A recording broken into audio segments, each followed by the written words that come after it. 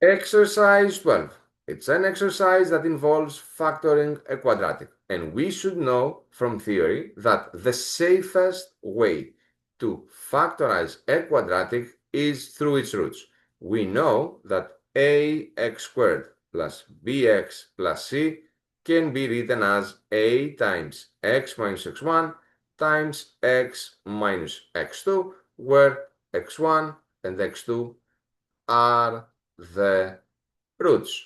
And in order to find these roots, again, the safest way would be through the discriminant formula. So I'm going to start from here.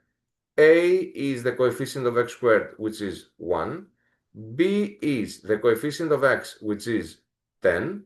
And C is the constant term, which in this case equals 25. The discriminant is the same as b squared minus 4ac.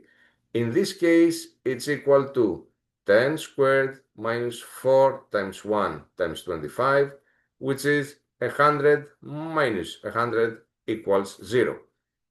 It's okay if it's 0, it still has solutions. We say that in this case, this is a perfect square, but in terms of factorizing, this would mean that we have one double solution. So minus b plus minus root of d over 2a.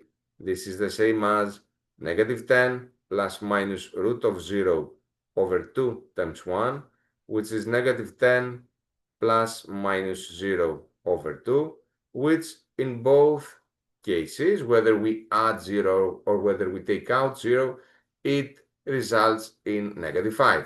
That could have been x1, that could have been x2. So in terms of factorizing, the x squared plus 10x plus 25 would have been the same as x minus minus 5, so x plus 5 times x plus 5, which is equal to x plus 5 squared. And this explains why earlier I called it a perfect square.